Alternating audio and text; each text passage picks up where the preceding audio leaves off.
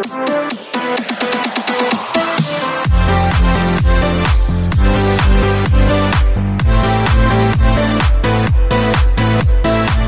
Students, मैं हूं doctor Kirtivardhan Srivastava और आपको पढ़ाने जा रहा हूं व्याकरण से मिश्र वाक्य। व्याकरण भाग 1 में हमने वाक्य क्या होता है और उसके कितने प्रकार हैं उसके बारे में चर्चा की थी उदाहरण के सहित। तो आपको अगर वह सब जानना है तो आप पार्ट 1 उसको देख सकते हैं। अभी पार्ट 2 में उसके आगे हम मिश्र वाक्य की चर्चा करने जा रहे हैं। मिश्र वाक्य क्या होता है? हमने आपको बताया था वह वाक्य जिसमें एक प्रधान उपवाक्य होता है और अन्य आश्रित उपवाक्य होते हैं जिन्हें गौड़ उपवाक्य भी कहते हैं। वह क्या होता है? मिश्र वाक्य होता है। और मिश्र वाक्य में आश्रित उपवाक्य प्रधान उपवाक्य पर अपने अर्थ के लिए निर्भर रहता है। यह हमने आपको बताया था। तो यहाँ पर आप देख सकते हैं मिश्र वाक्य 2 प्रकार से इसके उपवाक्य होते हैं। कौन कौन से? प्रधान उपवाक्य होता है, एक होता है प्रधान उपवाक्य,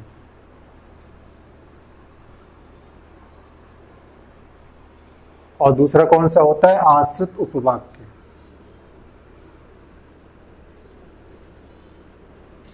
ये सब क्या है? उपवाक्य हैं। तो इनसे ये जुड़ा रहता है। अब इसके आगे आप देखेंगे कि आश्रित उपवाक्य जो है उसके प्रकार हैं। कौन कौन से प्रकार हैं? पहला है संज्ञा उपवाक्य। पहला प्रकार कौन सा है? संज्ञा उपवाक्य। ये संज्ञा उपवाक्य। और दूसरा प्रकार है विशेषण उपवाक्य। पहला है संज्ञा उपवाक्य, दूसरा है विशेषण उपवाक्य, और तीसरा है आपका क्रिया विशेषण उपवाक्य। ये 3 उपवाक्य। संज्ञा उपवाक्य। संज्ञा उपवाक्य क्या होता है?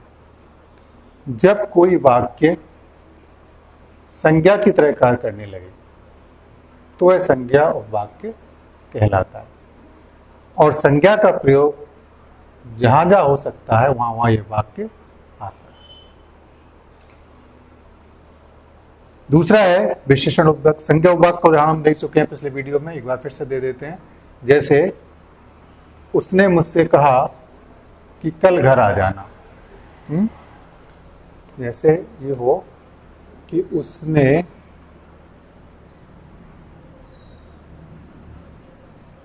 मुझसे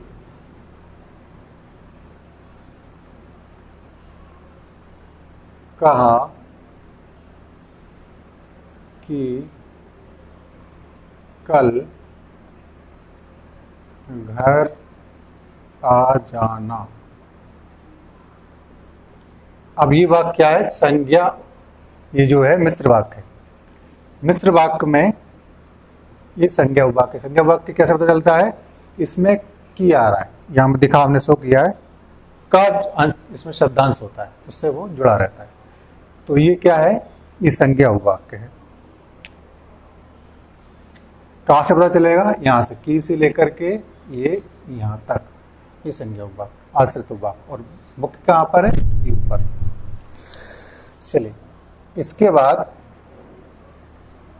अब आते हैं विशेषण उपवाक्य। जब कोई उपवाक्य विशेषण की तरह कार्य करने लगे तो वह विशेषण उपवाक्य कहलाता है। और ये ज्यादातर जा से, तो जा शब्दांश से उससे जुड़ा रहता है। कैसे? ये वही लड़का है जो कल आया था, है ना? तो लड़के की विशेषता क्या है? जो कल आया था। तो जा से जुड़ रहा है, जो। तो इसलिए ये कौन सा वाक्य होगा? विशेषण उपवाक्य। तीसरा है क्रिया विशेषण उपवाक्य। तो जब कोई उपवाक्य क्रिया विशेषण की तरह कार्य करने लगे तो वह क्रिया विशेषण उपवाक्य कहलाता है। अब क्रिया विशेषण उपवाक्य को समझने के लिए उसके हमें प्रकारों को भी समझना आवश्यक है। क्रिया विशेषण के कौन कौन से प्रकार हैं आप देख सकते हैं। पहला है कालवाचक। पहला कौन सा है? कालवाचक। कालवाचक। और दूसरा है स्थानवाचक। तीसरा है रीतिवाचक, चौथा है परिमाणवाचक और पांचवा है परिणामवाचक। ये 5 प्रकार हैं।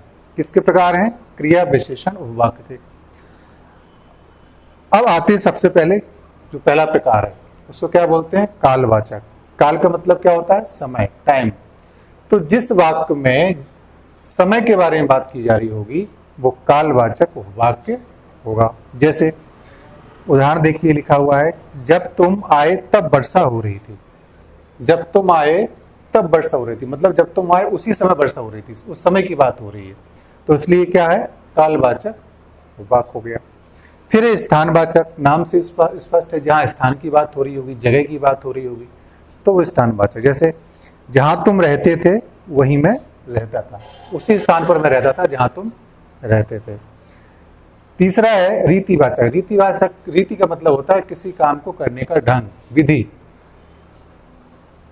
तो इसमें कोई विधि बताई जा रही होगी, रीति बताई जा रही होगी, ढंग बताया जा रहा होगा किसी काम को करने का। तो कैसे लिखा है? जैसा तुमने कहा वैसा ही मैंने किया। हमने कैसे किया? जैसा तुमने कहा।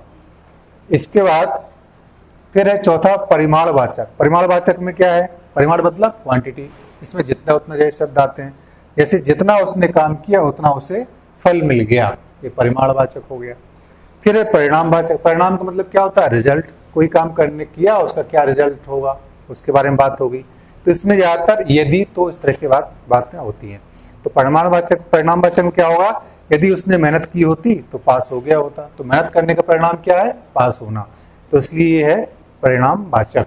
तो इस तरह से आपने देखा ये सारी चीजें किसके अंतर्गत है? ये सारी चीजें हैं मिश्र वाक्य के अंतर्गत। कोई अगर ये पूछता है कि आपको सेंटेंस देता है कि जब तुम आए तब वर्षा हो रही थी, कौन सा वाक्य है? तो आप कहोगे मिश्र वाक्य। लेकिन आप वो ये कहे उसके अंदर पूछे इसका कि मिश्र वाक्य तो है लेकिन इसका उपभेद बताइए, तो उपभेद में फिर आपको कहना है कि मिश्र वाक्य उपभेद क्या है? क्रिया विशेषण उपवाक कालवाचक। ये आपको वहां बता देना है तो आपको पता चल जाएगा। तीनों आप उसको बता सकते हैं। यहाँ ना भी बताएं तो आप इतना ही कह सकते हैं मिश्र वाक्य, उपभेद में लिखें क्रिया विशेषण उपवाक। अगर आपके ऑप्शन में इस तरह से आ जाए कालवाचक, स्थानवाचक, रीतिवाचक, तो इसको भी आप सॉल्व कर सकते हैं। तो मिश्र वाक्य आपको समझ में आ गया होगा।